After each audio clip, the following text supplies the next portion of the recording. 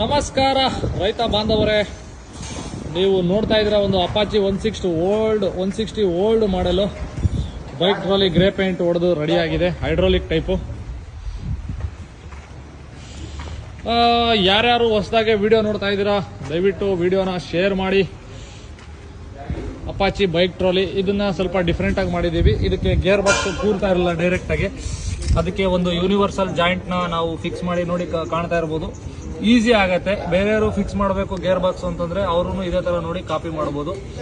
ನಾವು ಈ ಗೇರ್ ಬಾಕ್ಸ್ಗೆ ಅವರು ಕೊಡುವಂತಹ ಮೌಂಟಿಂಗ್ ಬ್ರಾಕೆಟ್ ಸಾಕಾಗಲ್ಲ ಅಂತೇಳಿ ನಾವು ಎಕ್ಸ್ಟ್ರಾ ಒಂದು ಲೇಸರ್ ಕಟ್ ಪ್ಲೇಟ್ ಮಾಡಿ, ಆಮೇಲೆ ಬೈಕ್ ಇಂಜಿನ್ ಏನಾದರೂ ಪ್ರಾಬ್ಲಮ್ ಆಯ್ತು ಅಂದ್ರೆ ಬಿಚ್ಚಕ್ಕೂ ಬರೋ ತರನು ಸರ್ವಿಸಬಿಲಿಟಿನೂ ನೋಡಿಕೊಂಡು ಮಾಡಿರ್ತೀವಿ. ಗೇರ್ನ ಈ ತರ ಇರೋದನ್ನ ಎಕ್ಸ್ಟ್ರಾ ಈ ತರ ಶಿಫ್ಟ್ ಮಾಡಿಕೊಂಡು ಹಿಂದಗಡೆ ಒಂದು ಹೈಡ್ರೋಲಿಕ್ ಗೇರ್ ಬಾಕ್ಸ್ನ ನಾವು ಕೊಟ್ಟಿರ್ತೀವಿ. ಅದಕ್ಕೆ ಗೇರ್ನ ಸಮೇತನ ಕೊಟ್ಟಿರ್ತೀವಿ, ಗಮನಿಸಬಹುದು. ಆಮೇಲೆ ಹಿಂದಗಡೆ ಡಿಫ್ರೆನ್ಷಿಯಲ್. ಇದನ್ನು ಮಾಡೋದಕ್ಕೆ ನಾವು 95,000 ಚಾರ್ಜ್ ಮಾಡ್ತೀವಿ ಬೈಕ್ ಕೊಟ್ಟು. ಯಾರ್ಯಾರು ಒಂದು ಆಟೋ ಬರುತ್ತೆ ಅಂಬರು ದಯವಿಟ್ಟು ಫೋನ್ ಮಾಡಕ್ ಹೋಗ್ಬೇಡಿ. ಆಟೋನೇ ತಗೊಂಡು ಓಡಾಡಿಸ್ಕೊಳ್ಳಿ. ಅಯ್ಯೋ ನಿಂದು ತಿಕ್ಕಲ್ಲ ರೇಟ್ ಅಪ್ಪ ಅಂಬರು. ನಂದು ತಿಕ್ಕಲ್ಲಪ್ಪ ರೇಟು, ಗಾಡಿ ರೇಟ್ ಅಷ್ಟೇ. ನನ್ನ ತಿಕ್ಕ ನಾನು ಯಾರು ಸೇಲ್ಗಿಟ್ಟಿಲ್ಲ, ಅದನ್ನ ಅರ್ಥ ಮಾಡ್ಕೋಬೇಕು ಕಸ್ಟಮರು. ಆಮೇಲೆ ಫೋನ್ ಮಾಡ್ಬಿಟ್ಟು ದುರಾಂಕಾರದಲ್ಲಿ ಮಾತಾಡಂಗಿದ್ರೆ ದಯವಿಟ್ಟು ಫೋನ್ ಮಾಡಕ್ ಹೋಗ್ಬೇಡಿ. ಬೇಕು ನಮ್ಗೆ ಆಕ್ಚುಲಿ ರಿಕ್ವೈರ್ಮೆಂಟ್ ಐತೆ ಅಂದ್ರೆ ಮಾತ್ರ ಫೋನ್ ಮಾಡಿ.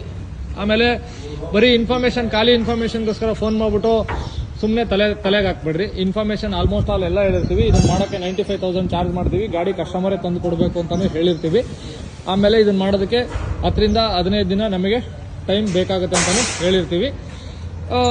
ಹೆಚ್ಚಿನ ಮಾಹಿತಿಗೆ ನಮ್ಮ ವಿಡಿಯೋಗಳನ್ನ ನೋಡಿ, ಇಲ್ಲಾಂದ್ರೆ ವಾಟ್ಸಪ್ಪಲ್ಲಿ ಮೆಸೇಜ್ ಹಾಕಿ. ಆಮೇಲೆ ಸ್ವಲ್ಪ ಕೆಲವರು ದುಷ್ಕರ್ಮಿಗಳು ಅಂತ ಏನು ಕರಿತೀವಿ, ಕೆಲ್ಸಕ್ಕೆ ಬರೋದವರು ರಾತ್ರಿ 12 ಗಂಟೆಗೆ ಫೋನ್ ಮಾಡೋದು, 1 ಗಂಟೆಗೆ ಫೋನ್ ಮಾಡೋದು, ಈ ಥರ ನಾನ್ಸೆನ್ಸ್ ಕೆಲಸಗಳನ್ನ ಮಾಡಕ್ ಹೋಗ್ಬೇಡ್ರಿ.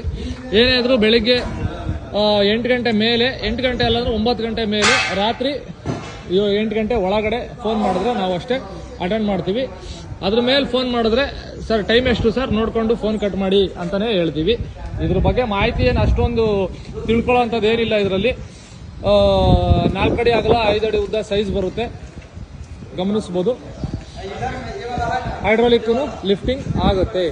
ಲೋಡ್ ಕೆಪಾಸಿಟಿ ಬಂದ್ಬಿಟ್ಟು 400 ರಿಂದ 500 kg ಅಂತ ನಾವು ಹೇಳಿರ್ತೀವಿ. ಒಂದು 150cc ಬೈಕ್ ಇಂಜಿನ್ ಕೆಪಾಸಿಟಿ ಎಷ್ಟಿರುತ್ತೋ ಅದಕ್ಕೆ ತಕ್ಕನಂಗೆ ನಾವು ರೆಡಿ ಮಾಡಿರ್ತೀವಿ.